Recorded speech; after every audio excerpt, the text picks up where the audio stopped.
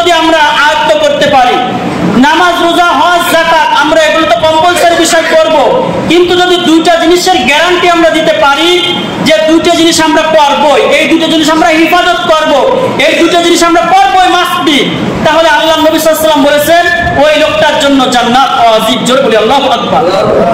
Many loss is something loss, but character loss is everything loss.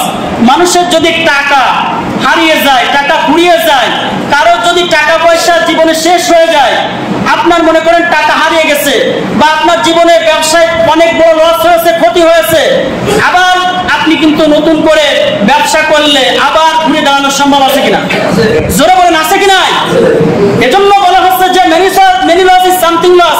মানুষের জীবনে যদি টাকা ফুরিয়ে যায়, টাকা নষ্ট হয়ে যায়, চাকরিতে সমস্যা হয়, আবার কিন্তু সে ঘুরিয়ে দাঁড়াইতে পারে, আবার টাকা কিন্তু ফেরত পেতে পারে। আবার দেখুন আপনার যদি শরীরটা খারাপ হয়, শরীরটা খুব নড়বড়ে হয়ে গেছে, আপনি দেখেন গোশত, তারপরে ডিম, ভালো ভালো দুধ, এ সমস্ত খেলে কিন্তু আপনার শরীরটা আবার ভালো হওয়ার সম্ভাবনা আছে কিনা? না। মানুষের শরীর নষ্ট হয়ে গেলে শরীর পাবে, টাকা পয়সা চলে গেলে আবার টাকা পয়সা পাওয়া যাবে, কিন্তু আল্লাহ নবী বলেছেন যে কোন মানুষের যদি চরিত্র চলে যায়, চরিত্র নষ্ট হয়ে যায়, কিন্তু মানুষ কিন্তু চরিত্রবান হওয়ার সম্ভাবনা কিন্তু নাই। এজন্য আল্লাহ নবী বলেছেন যে দুইটা জিনিস যদি আমার কোন উম্মাহ, আমার যদি কোন অনুসারীরা দুইটা জিনিসের গ্যারান্টি দিতে পারে, সহিহুল বুখারীর মধ্যে হাদিসটা আসছে, বিশ্বনবী বলেছেন আমি তার জন্য জান্নাতের জিম্মাদার হয়ে যাব। জোরে বলি সুবহানাল্লাহ। এক নম্বরে হচ্ছে, একটা হচ্ছে লজ্জাস্থান, একটা কি লজ্জাস্থান। দেখুন মানুষের সবচাইতে গুনাহের মূল কারিগর, গুনাহের মূল চাবিকাঠি হচ্ছে দুইটা জিনিস, একটা হচ্ছে মুখ আর একটা হচ্ছে লজ্জাস্থান। এই দুইটা জিনিস থেকে মানুষের গুনাহ কম হয় না বেশি হয়? কথা বললেন না, কোনো বেশি না কম? সবচাইতে বেশি। আল্লাহ নবী বললেন এই দুইটা জিনিসের গ্যারান্টি যদি কোনো মানুষ দিতে পারে, তাহলে তার জন্য জান্নাতে আমি আল্লাহর দরবারে জান্নাত চেয়ে তাকে জান্নাতে পৌঁছায় দেবো। জোরে বলি সুবহানাল্লাহ। দেখুন এই মুখ থেকে আমাদের গুনার কথা কম হয় না বেশি হয়? অনেক বেশি হয়।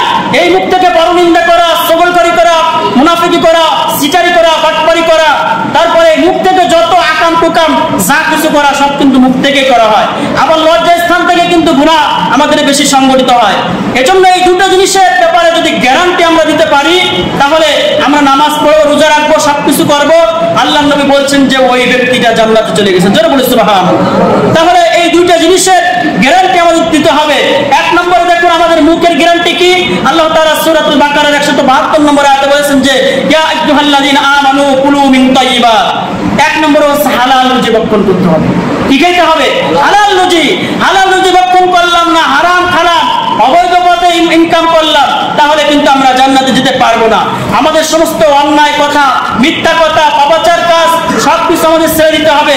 লজ্জাস্থানের গুনাহ আমাদেরকে পরিত্যাগ করতে হবে।